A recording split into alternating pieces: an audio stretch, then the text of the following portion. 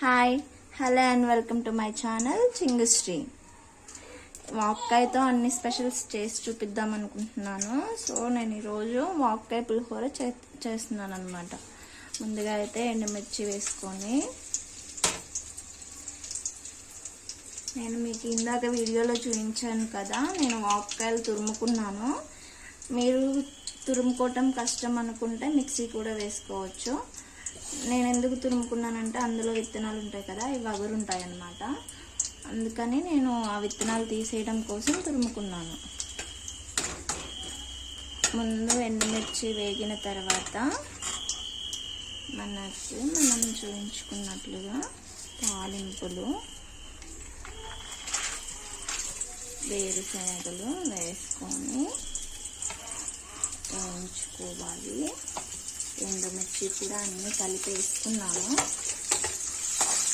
మొత్తం బాగా వేగాక కరివేపాకు అండ్ వాక్కాయలు,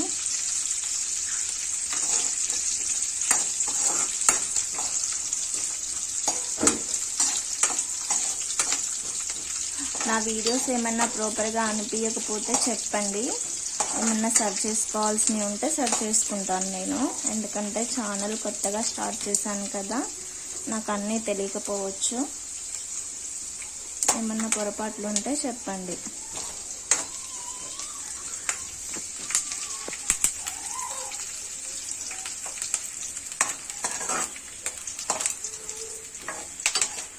పల్లీలు అన్నీ వేగాయి.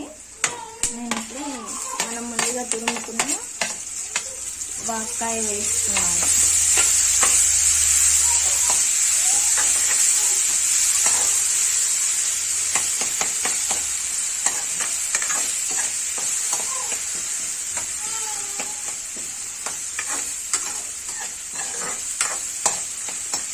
వాక్కాయ కొంచెం పచ్చి వాసన పోయిన తర్వాత కరివేపాకు వేసుకోవాలి. నేనైతే ఇవంతా సిమ్లో పెట్టుకొని చేస్తున్నాను.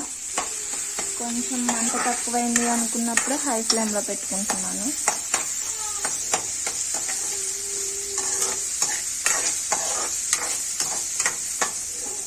కళాయి అంటుకుపోకుండా నేను తిప్పుకుంటున్నాను. వాక్కాయ కూడా మంచిగా వేగిపోయింది, చూస్తున్నారు కదా. వాక్కాయ కూడా మంచిగా వేగాక లాస్ట్లో కరివేపాకు వేసుకొని, కరివేపాకు కూడా వేగిన తర్వాత దించుకోవాలి.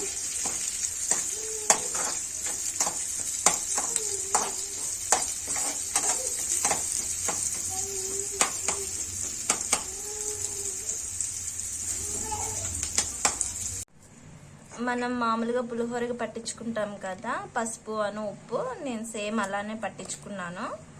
మీ టేస్ట్కి సరిపడా ఉప్పు వేసుకొని, మీకు పసుపు ఎంత కావాలో అంత వేసుకొని ఇలా రైస్కి పట్టించేసుకున్న తర్వాత మనం వేయించుకున్నాం కదా, ఇది పల్లీలు ఇవన్నీ కలిపి వేయించుకున్నాం కదా, అవి ఇందులో వేసుకొని కలుపుకోవడమే.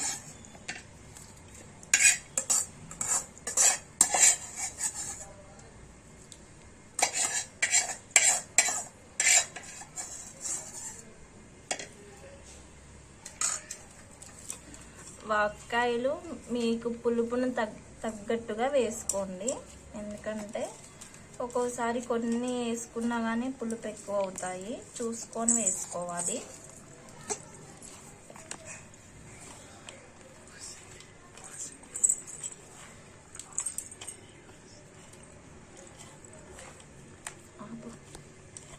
చూసారు కదండి, ఇంతే వంకాయ పులిహోర.